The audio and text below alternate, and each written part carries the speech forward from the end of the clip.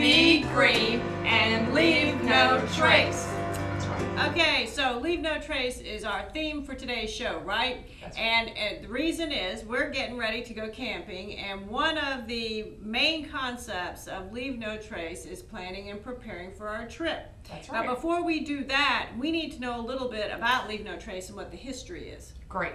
Well, leave no trace as a concept of leave no trace has been around since the 60s. And that's when the Bureau of Land Management and the U.S. Department of Agriculture noticed all this camping going on our public parks.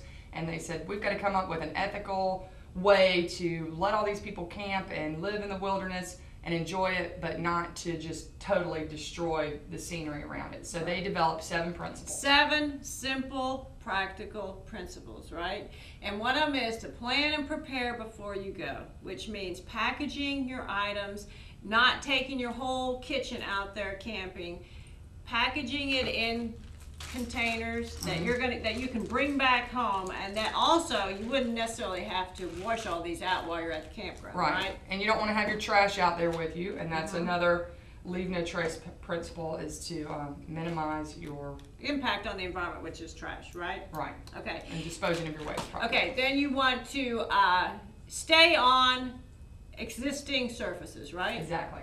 And you can camp on a more durable surface. Camp where obviously, you know, the camping takes place. Don't go out on some fresh, virgin, beautiful, you know, forested place. You want to stay somewhere where it's safe, somewhere where you can be flat. And when if you do happen to go somewhere and there's some stuff growing, you don't want to wear your big old hiking shoes all around the campsite. You can bring some little, don't clump. Bring some softer shoes to kind of pat around when you're camping. And then when you leave, you can kind of fluff things back up. And it doesn't even look like anybody was there. A lot of fluffing.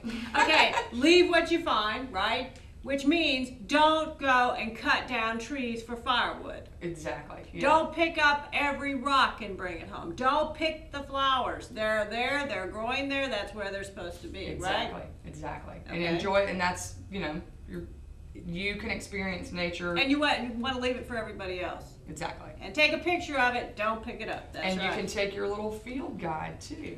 And that helps you to identify. And also another principle is to respect wildlife. Right. And you want to remember to never feed the animals, right? No. Yeah, never feed the animals.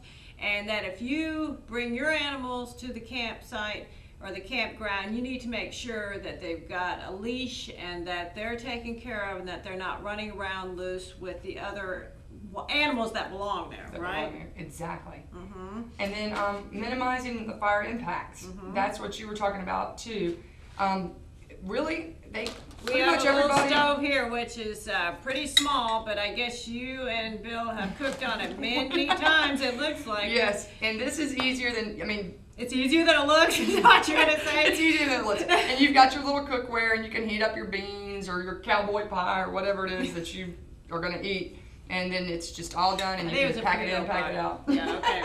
And you don't have to go scrounging around. I mean, if there's some sticks around, that's great. And the romance of a fire is wonderful, but you don't have to build a fire every single time you can. Okay, right. Now, and another concept is respect the other campers and visitors. Oh, yeah.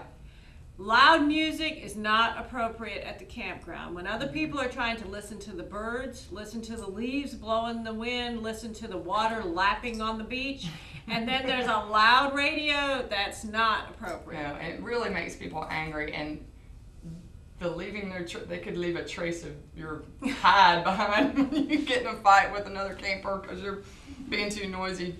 I've known a couple people like that. So. And we can say that if you're in a primitive campsite, which there are a lot of those within our state park system, primitive campsites, there's a certain way to dig a latrine or dig a hole when you're going to the bathroom. It's called a cat hole, and you dig a very shallow hole, go to the bathroom, and then cover it back up. That's okay, right. so that's another concept. Now, where can people find out more about this and more details about this? At lnt.org.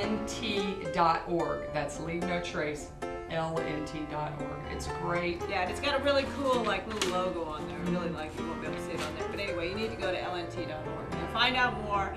But we urge you, if you're going to go camping, please try to follow these principles, because you'll thank yourself next time, and everybody else will thank you. That's Right? And no one's ever even gonna know that we've been camping. That's right. That's right. Okay, whatever. I'm not gonna say anything else about that. So anyway, I'm Susan Cooley, I'm Mary Harden Thornton. and we want you to Be green and leave no trace.